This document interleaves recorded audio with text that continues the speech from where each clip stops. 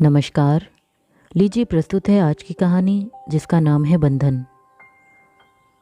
प्राण को जानवरों से बहुत प्रेम था।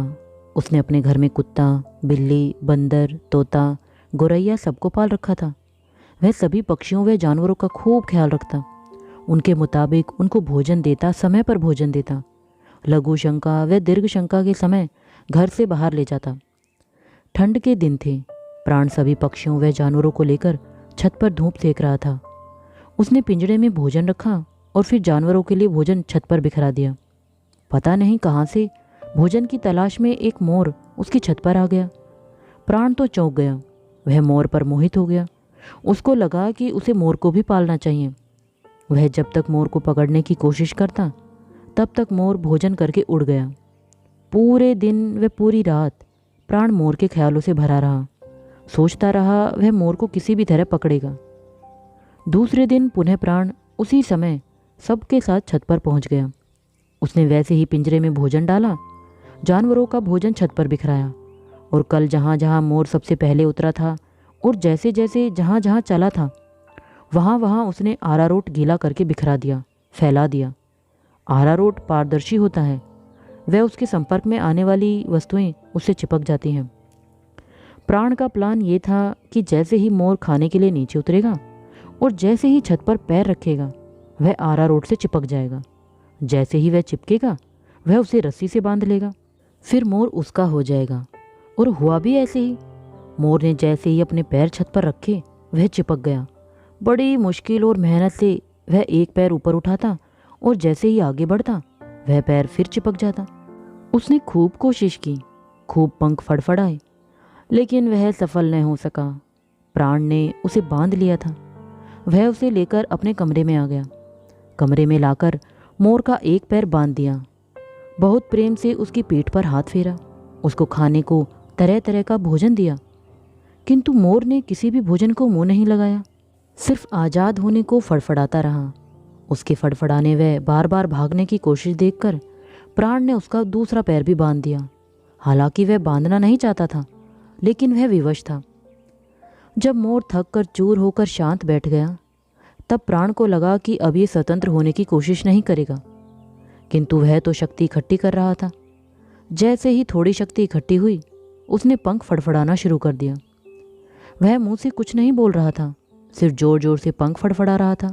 उसकी कोशिशों को देखकर प्राण ने कहा, यह आज़ाद तो नहीं हो पाएगा, परंतु इस कोशिश में बेकार में लहूलुहान हो जाएगा।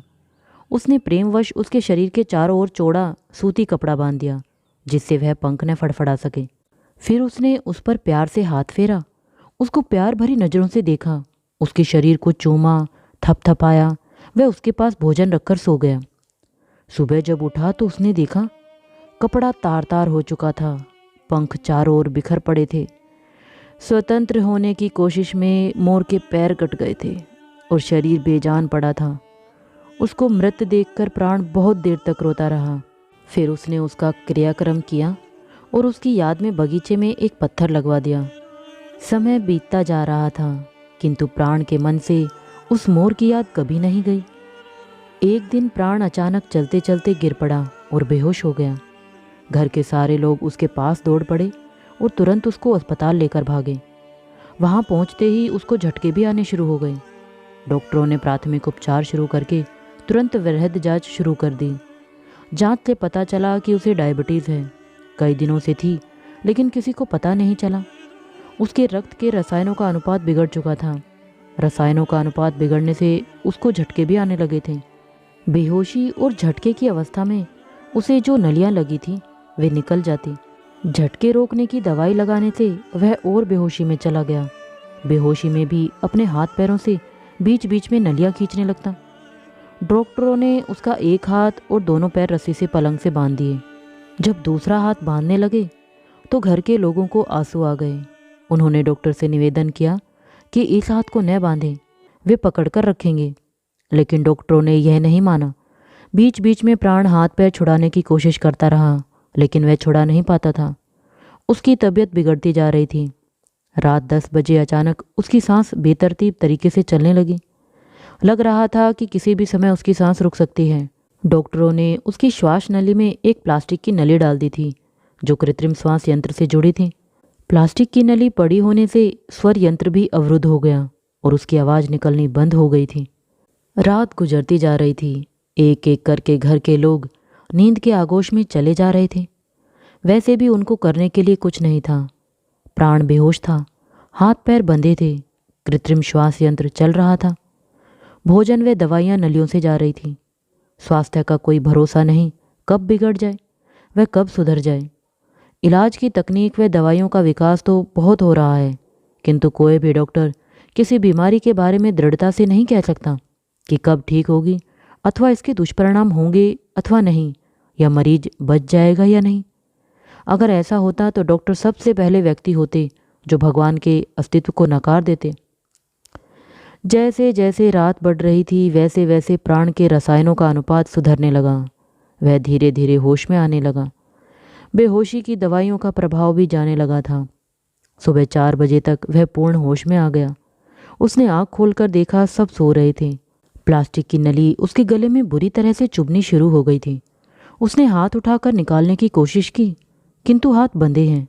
उसने छुड़ाने के लिए हाथ पांव फटकारने शुरू किए, किंतु कोई परिणाम नहीं निकल रहा था।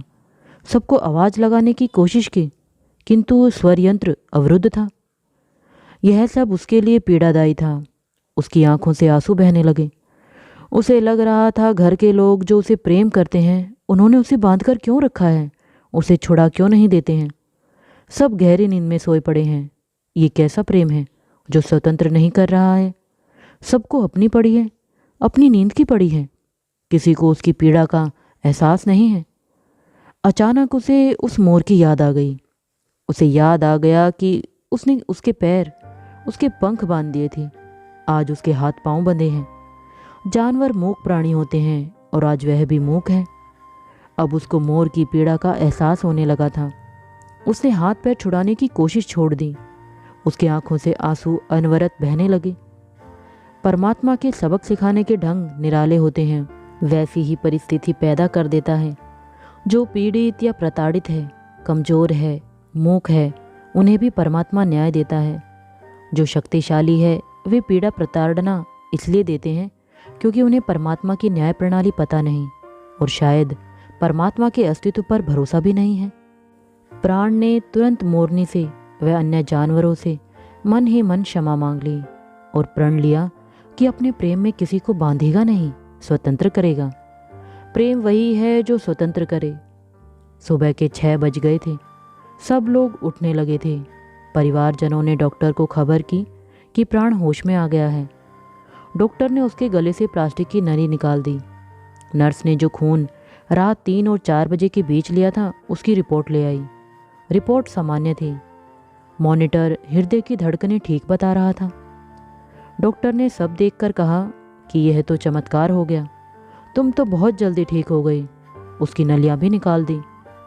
गहन चिकित्सा कक्ष से उसे सामान्य चिकित्सा वार्ड में शिफ्ट कर दिया।